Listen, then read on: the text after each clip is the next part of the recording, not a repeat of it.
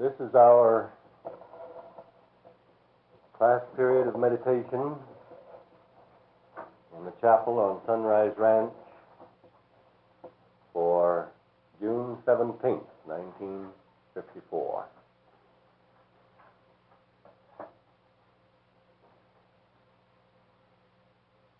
Yesterday, we gave some thought to the principle of rhythm as it manifests through pulsation.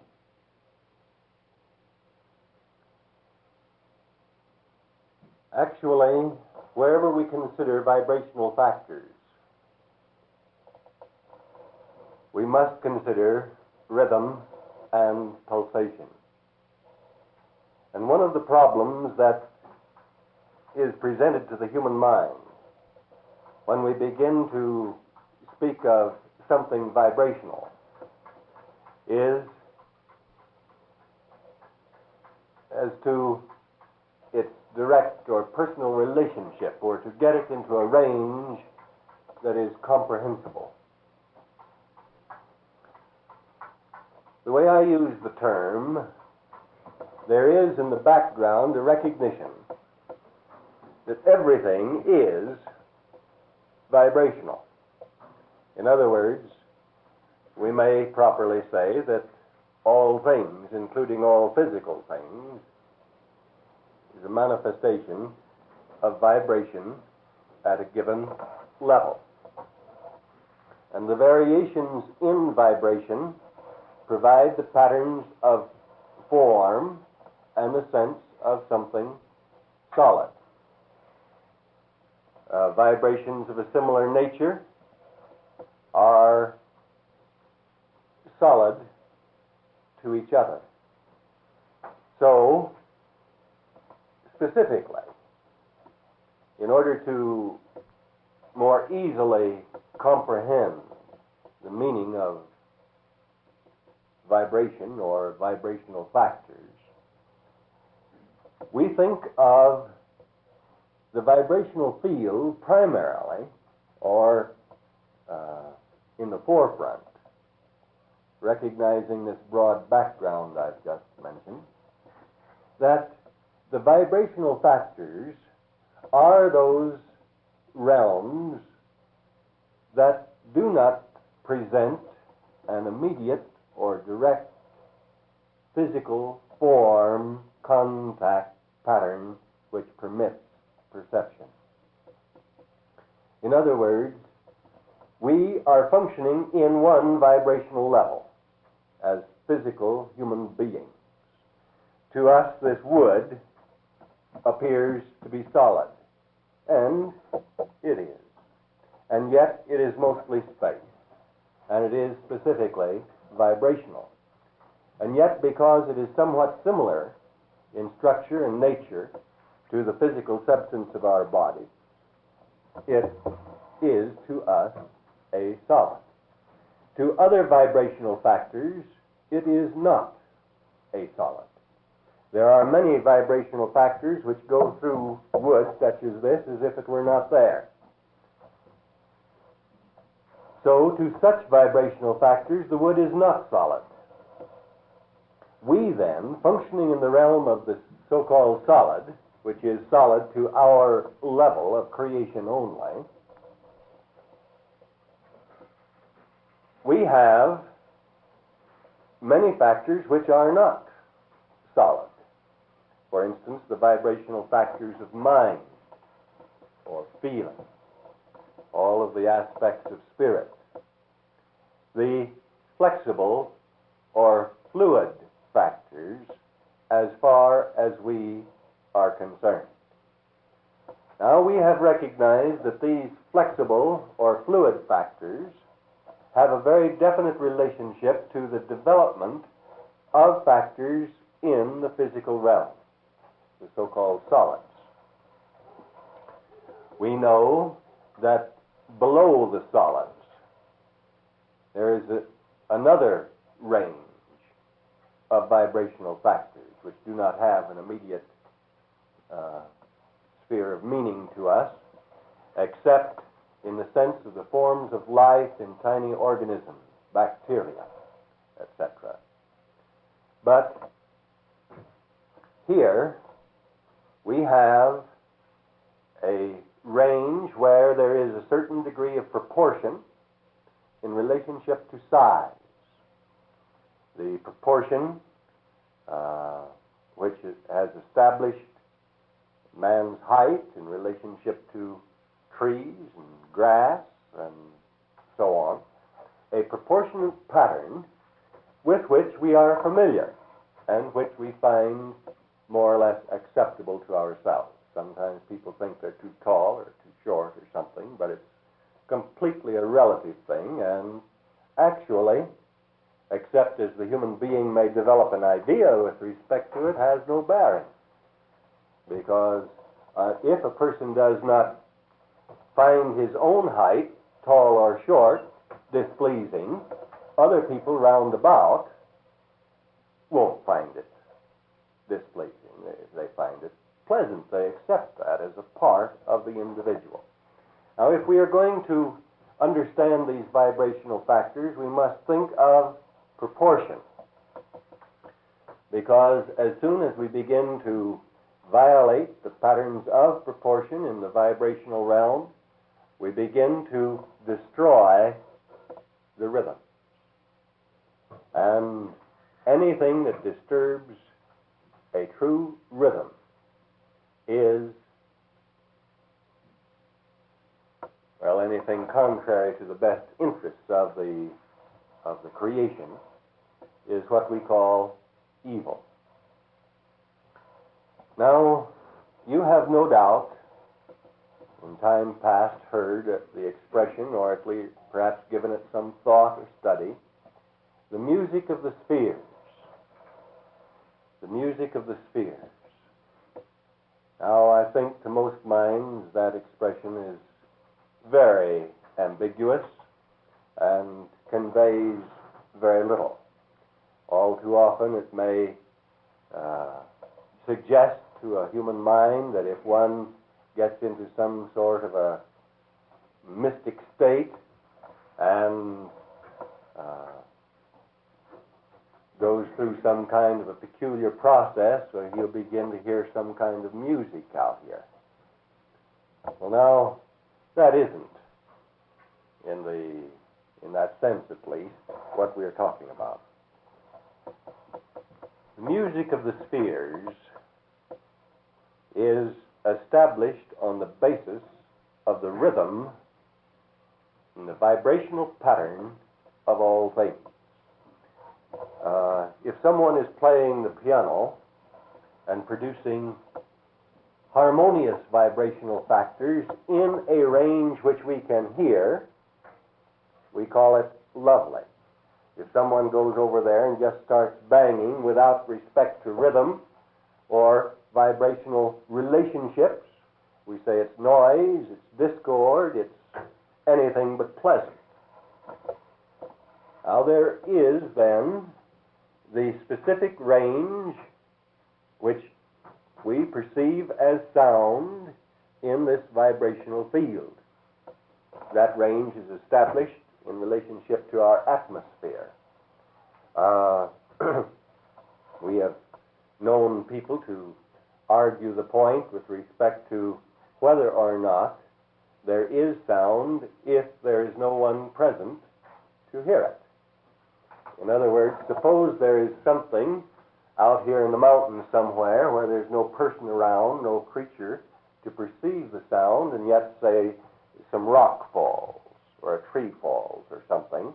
There's a crash, there are vibrational factors set up in the atmosphere, but there isn't any sound if it isn't heard as sound. Now, I'm not arguing this point one way or the other. You could say that the sound is there, but it isn't heard, or you can say that it isn't sound unless you hear it. But either way, I think this illustration will help us understand something.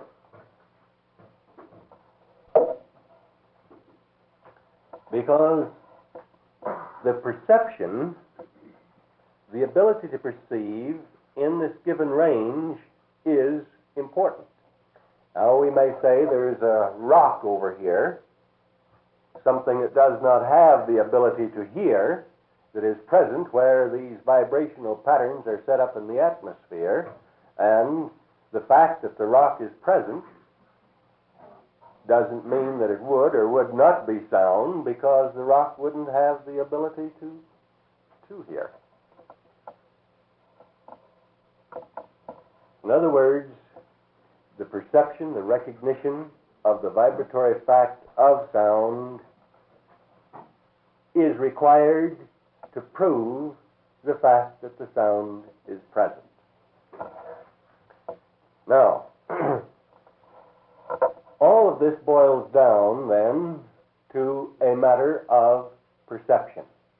Perception, understanding, wisdom, the sense of the fitness of things, and understanding the realization of our pattern of relatedness to that which is, and an understanding of the various factors which are present in that which is. That which is. Here, perception tends to become sometimes a bit confused, because that which is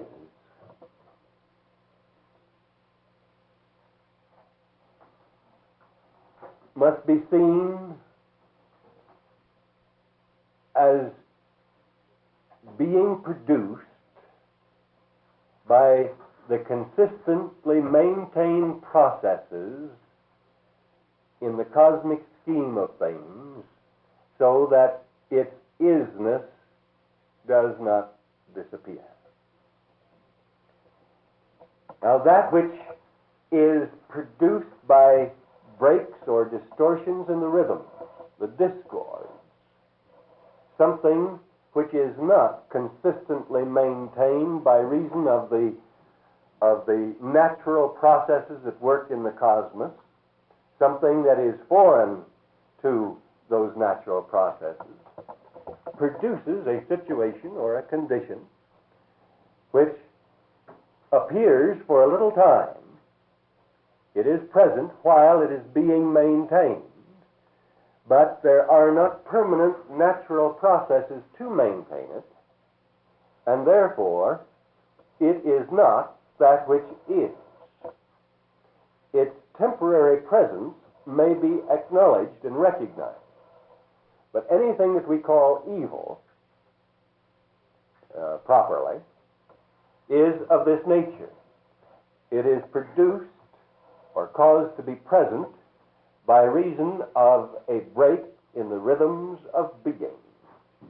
It is not something that is consistently maintained by that which God has made.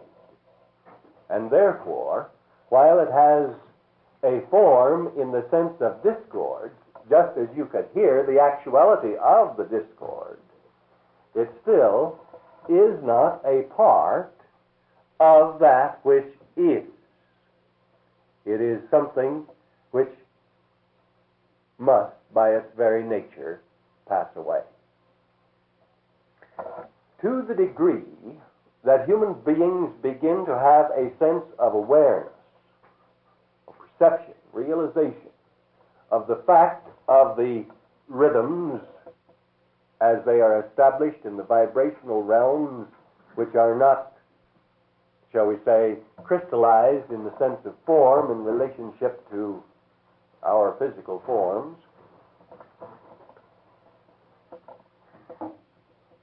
this more or less obscure realm of spirit or vibrational factors, as we speak of them sometimes,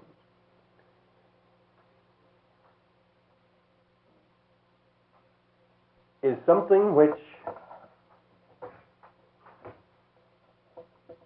we become identified with. The person begins to feel himself as belonging to the discord pattern. I think that's one of the secrets behind some of the so-called music of the, noise box type. People are so out of rhythm within themselves and so out of rhythm with life in the true sense that they need this jarring noise with a certain degree of, they say there's rhythm in it. I guess there is, to some degree at times, to give them a sense of something relating to themselves. In other words, it's a projection of a state within human beings. And if a person feels a personal relatedness to that which is not permanent, by that very fact he begins to perceive or sense, perhaps unconsciously, the fact that it must pass away. Therefore, he establishes in his own consciousness a conviction that I must pass away, that I am subject to this, I am related to this, it is inevitable that this shall pass away, therefore I must pass away. And here I'm undertaking to introduce to you one of the basic secrets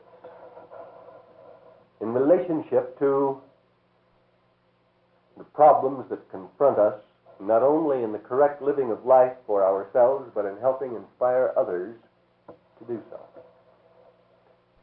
Because these vibrational factors that are not, except in the sense of discord, carry within themselves the conviction for any consciousness attuned to them that they must pass away. No matter how desperately they seek to maintain themselves, how they may struggle, they must pass away.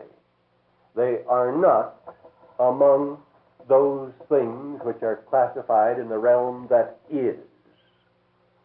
They are in the realm of that which is becoming nothing. So, the level of perception which we can develop in relationship to this vibrational range begins to give us an opportunity of having a sense of the music of the spheres, the vibrational reality and rhythm, pulsation in that which is.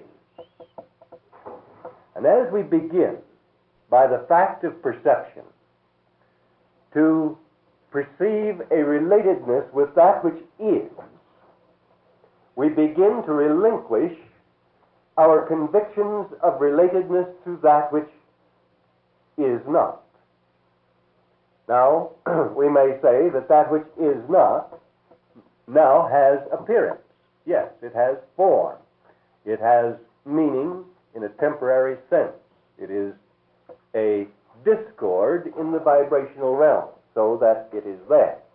But if we stop making the discord, it disappears. It's gone, just as the discordant sound from the piano. Unless it is maintained, it will soon die away and we won't hear it. Now, in the cosmos, in the divine order of things, there is that which produces the constant music from levels higher up, so that the beauty, the true rhythm of music is always there if we can perceive it. We do not have to go and particularly touch the keys as we do with the piano, so it has a limited pattern. But suppose this piano were attuned to the cosmos in some fashion, so that that which is constantly at work, like the light shining from the sun or the various invisible rays, were connected up with this piano, and Actually, it was producing sweet, lovely, soft music all the time, as long as that connection wasn't disturbed. And yet someone can go over there and deliberately hit the keys in some wrong fashion and inject into that a discord. Now that illustrates rather crudely and in a limited sense the situation in which we find ourselves as human beings. This music of the spheres, the true rhythms of being in that which is something that is here, and it's constant, and it's all around us all the time. Perceiving the music of the spheres is not auditory function necessarily. We may perceive something of it through the ears, that is true. But perception with respect to the music of the spheres is not in any sense limited to what we hear. It includes what we see, what we feel, what we perceive in any and all ways. And the centering of all of these capacities of perception in relationship to that which is begins to give us a sensing, a pattern of perception with respect to the music of the spheres, which is to say, with the rhythmic cycles in the vibratory realm of that which is, because it has a constant source which does not die away or quit. It is constant in its pattern of function, eternal. Now, if we see the beauty of a sunset, or the loveliness of plants or flowers or anything, if we sense any rhythms in the patterns of life anywhere around us, anything lovely, by any means available to us, that is a part of the music of the spheres, or that which is signified by that term. We do not have to necessarily use the term, but I wanted you to understand the fact that the music of the spheres is not something that you just hear.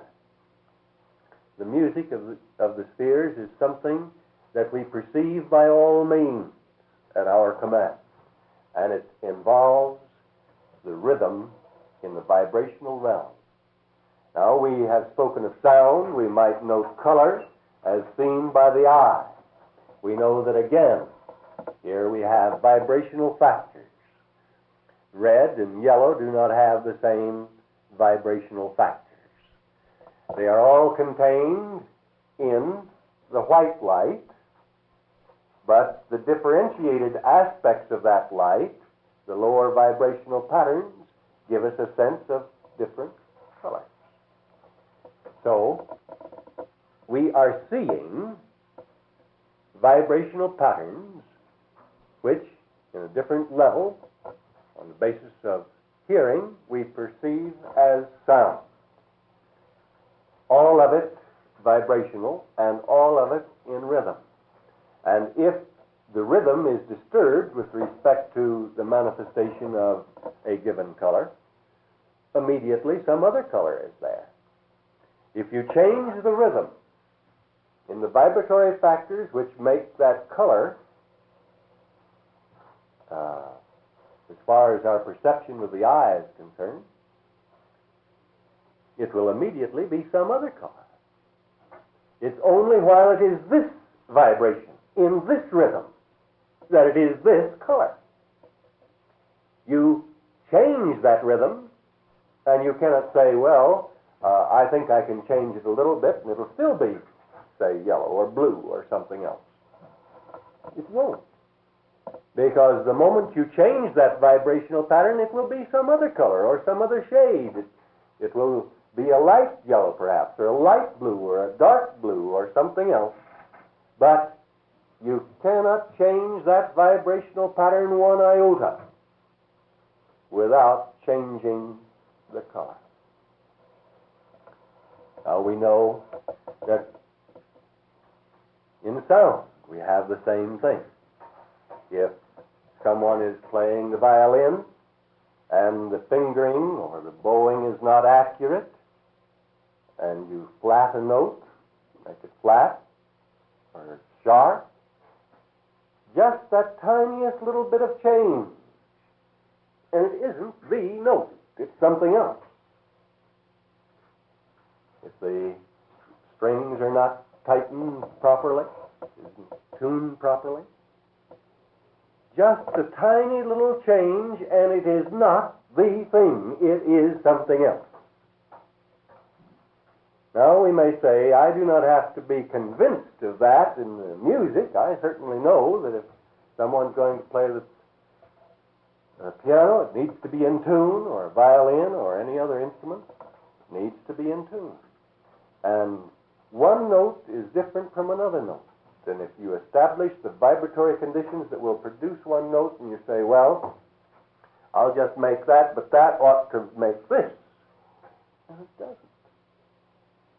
Now, what I'm leading to here is the fact that human beings are just that foolish in the living of their lives, because they tend to take the attitude, I want to have this color or this tone,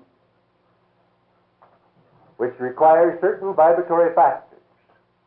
I am producing these vibratory factors, and I can't understand why I don't get that color or that sound. I don't see why I should have to change what I do. I don't see why the change in the vibratory pattern should make such a difference. Now, if you apply that to some of the arguments that you've used in your own heart, you might find it helpful. Because it has seemed to you at times that you should be able to do thus and so, and have everything all right around you. And you find that there are discords. It isn't all right. It isn't what it ought to be. Then you say, well, everybody else ought to fit to me, or what? You blame someone else for it, or become discouraged and blame yourself over much, or something of the sort. The important thing here is to realize that we have this vibrational realm where there are rhythms that are specific. And every change in the rhythm will produce a different form of manifestation in sound or color or in anything. Not just sound and color, but in anything whatsoever. Because you cannot change the rhythm and the vibratory level and expect to maintain what was. Now, learning to identify ourselves with the true rhythms, learning to perceive them, learning to understand something of them, having the wisdom to understand their pattern of relationship, begins to establish in us a consciousness of being a part of that which is. And as we relinquish the discord patterns, or a sense of personal relationship with them, and stop producing them, they pass away without our passing away. Any human being who becomes ill, sick, is either going to get well or he's going to die, isn't he? We can bring it down to that point. He's either going to get well or he's going to die. All right. Either the illness is going to go out of him or he's going to go out with the illness. The illness is going to go out. And if we say that it's not curable, it means that man doesn't know how to let the disease go out of the person without the person going out with the disease. But out it will go. You see? if we begin to bring that down close to home, we'll realize that that which is not going to pass away. Anything that varies the vibrational factors from that which is going to pass away, because it is not going to be maintained.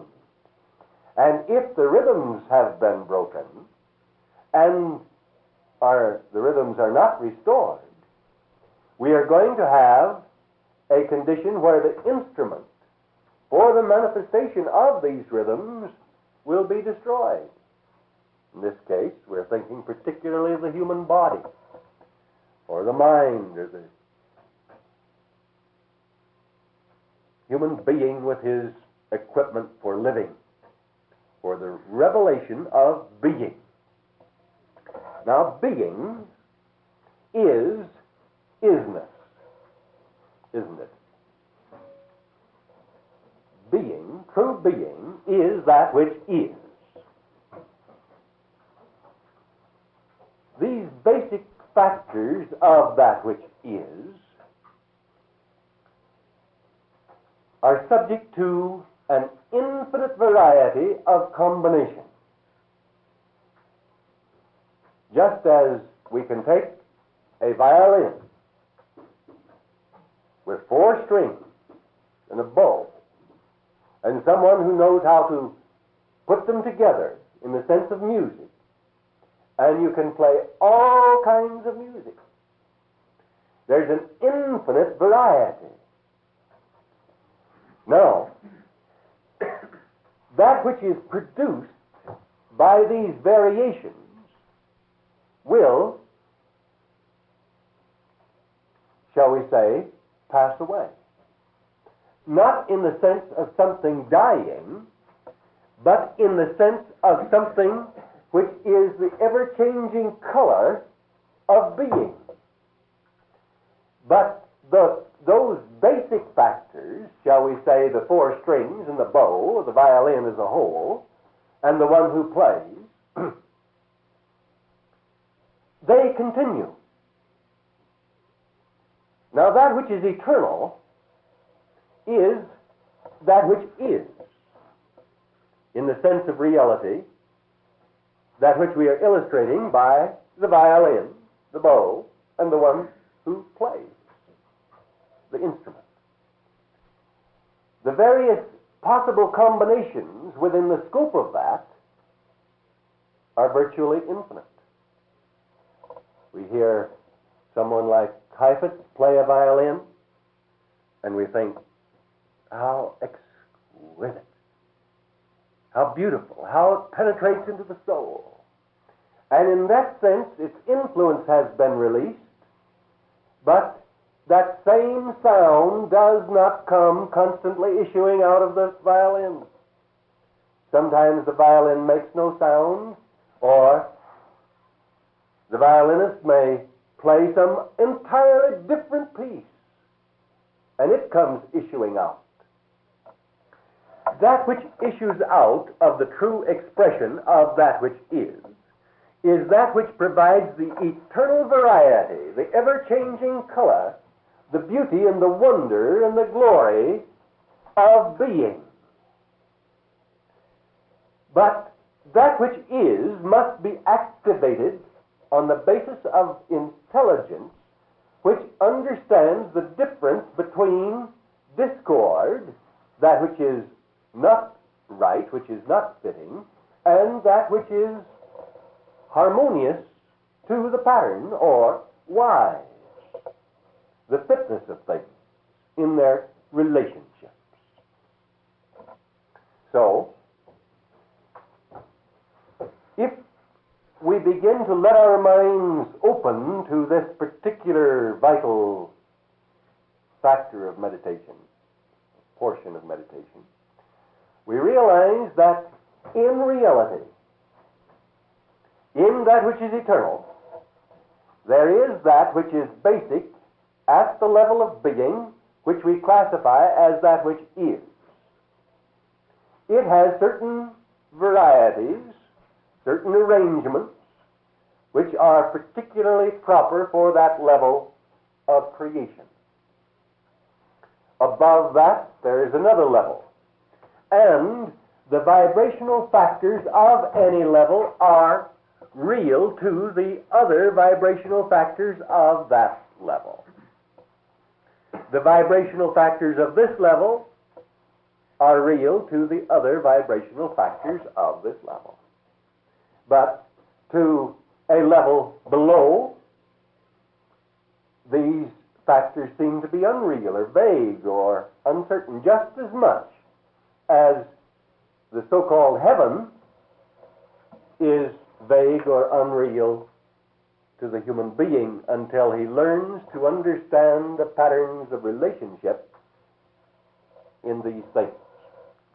He learns how to use his perception so that he begins to realize the practical nature of that which is in a fluid or flexible vibrational state as distinct from the so-called solid, which in itself is not solid really, and is except to itself or something similar, and certainly is not solid to that which is above.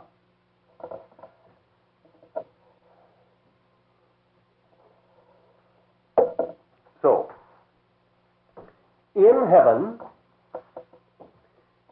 in the divine state, paradise restored, the highest and finest and loveliest state of being of which you are aware, there is that which is constantly passing away. And that passing away is not death.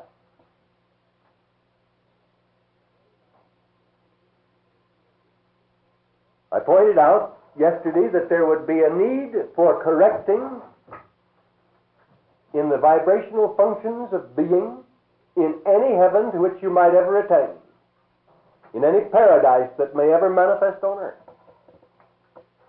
We simply reach a point where we perceive the necessity of that correction and make it before there's a distortion.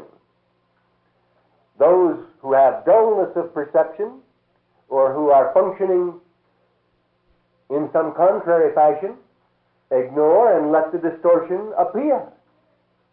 The fact that the distortion appears is not anything wrong except that the correction wasn't made at the point where it should have been made.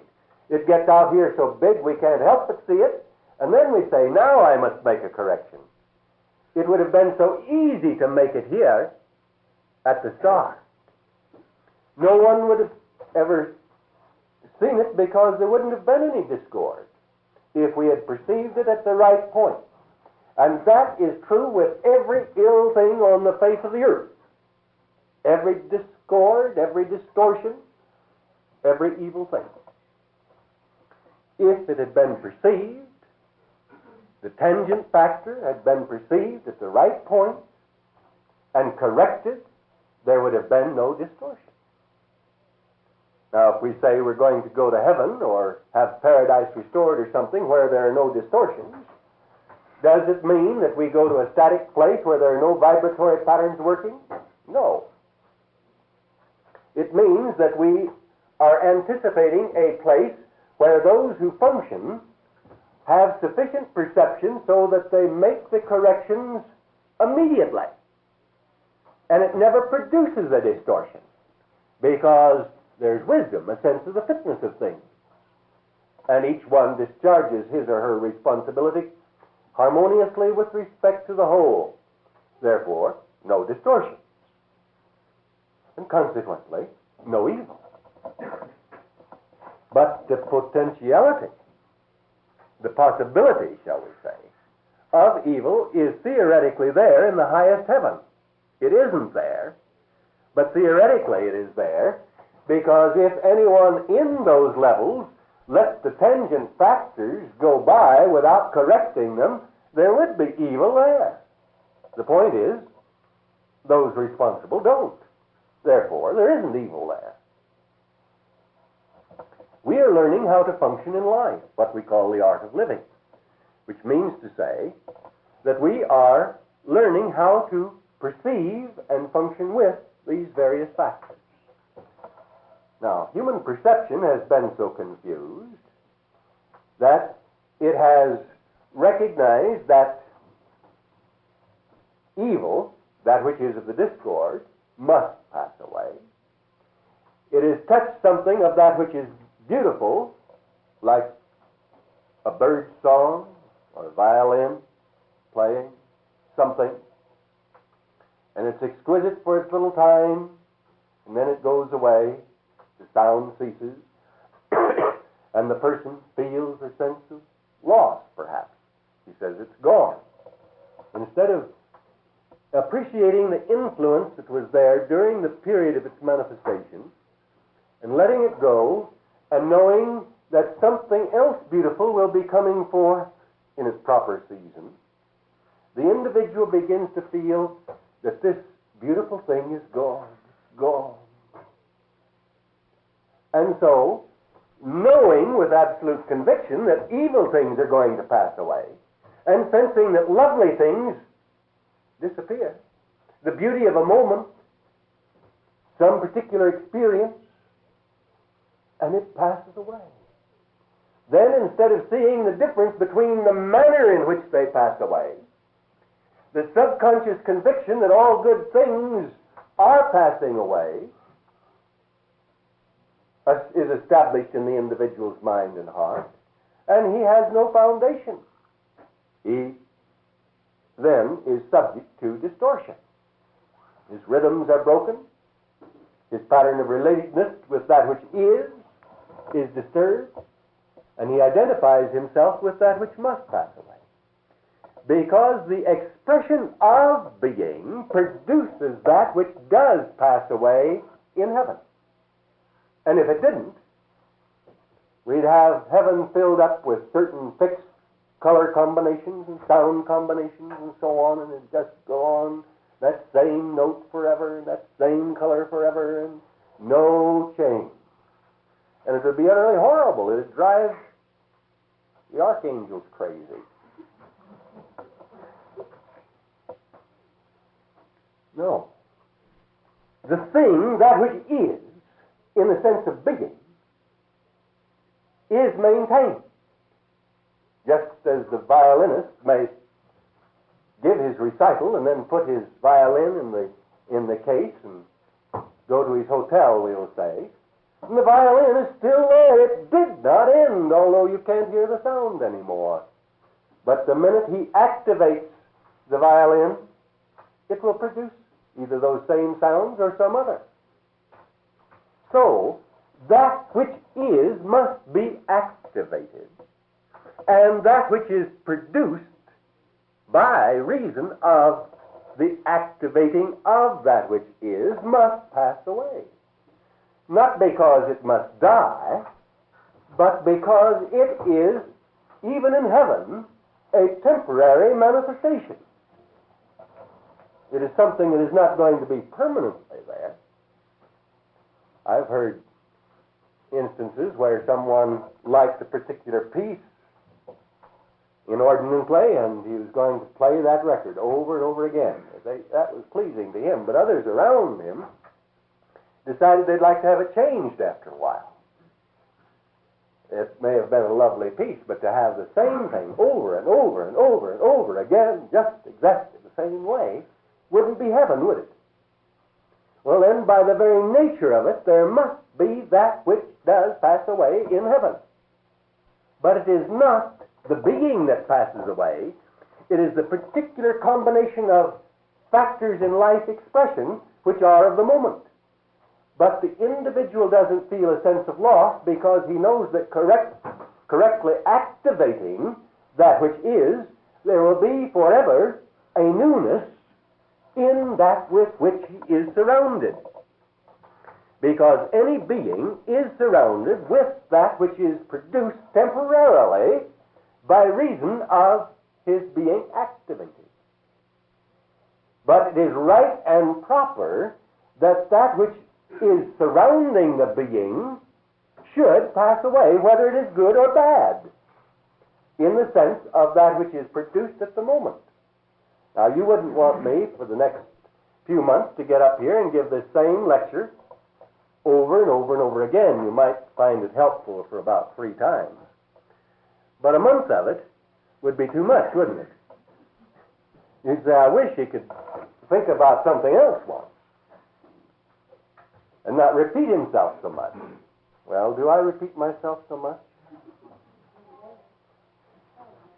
The point is that we need to stop fighting against the passing away of that which is expressed in life.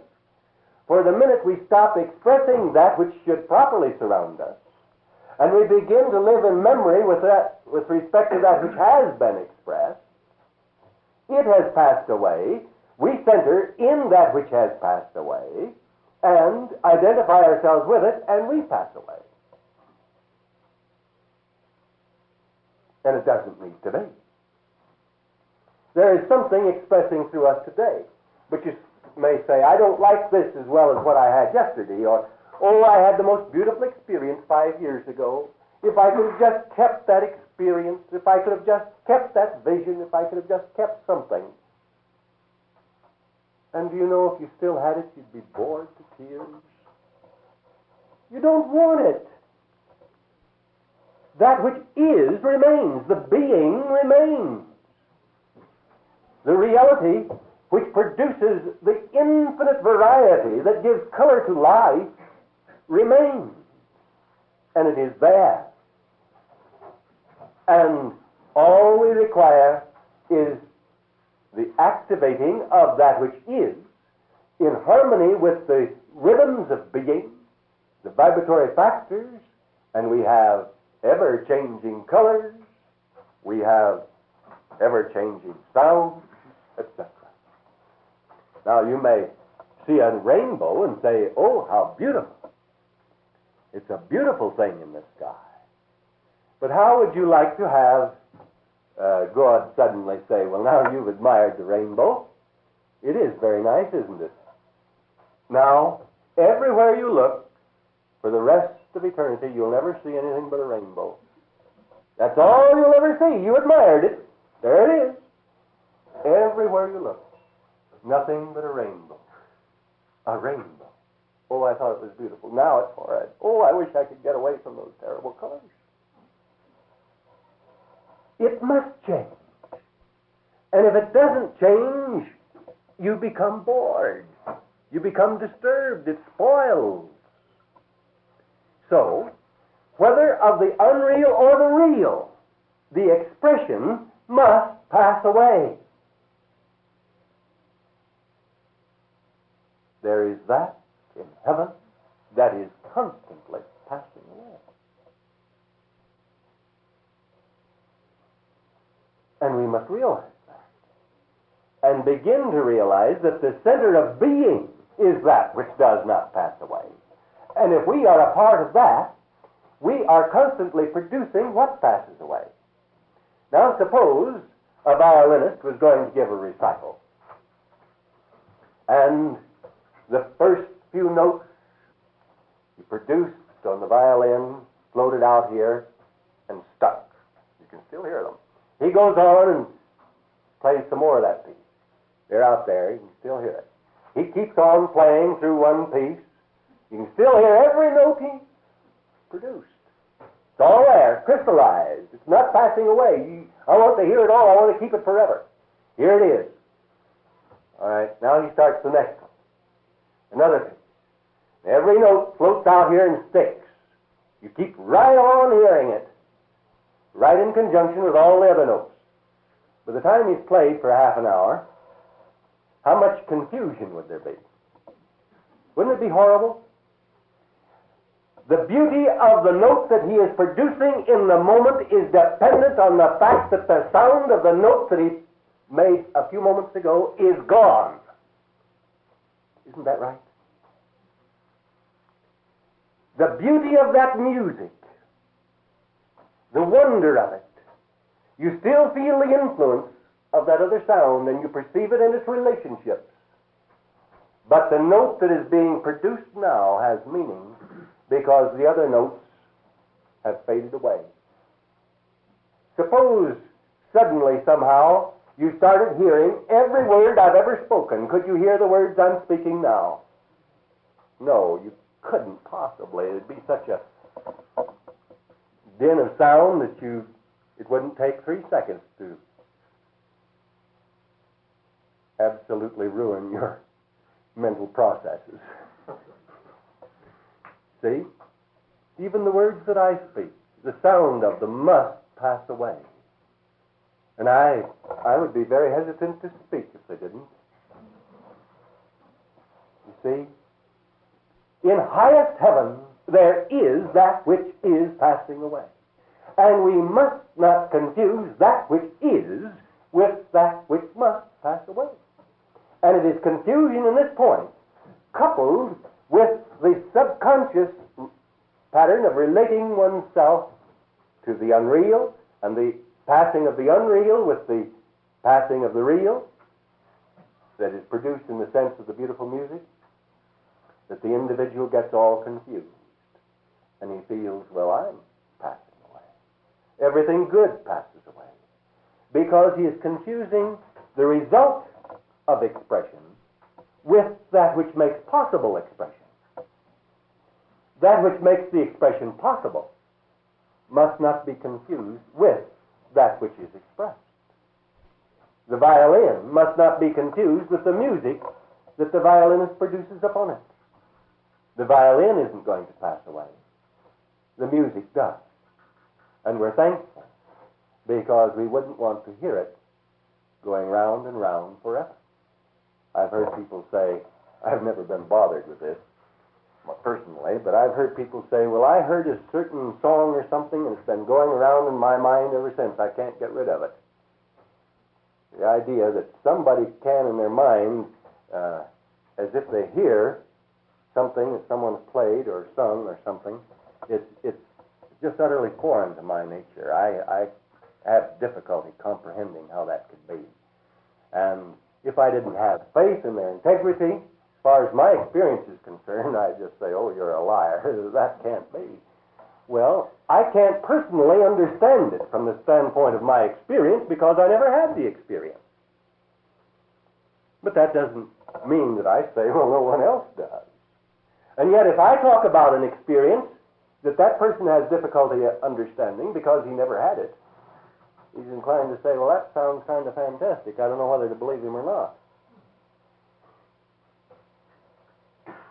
You see, we can't appreciate something until we've experienced it. But some people have had notes or music or something apparently go round and round in their heads. I don't think I'd like it, but maybe it's all right. Now,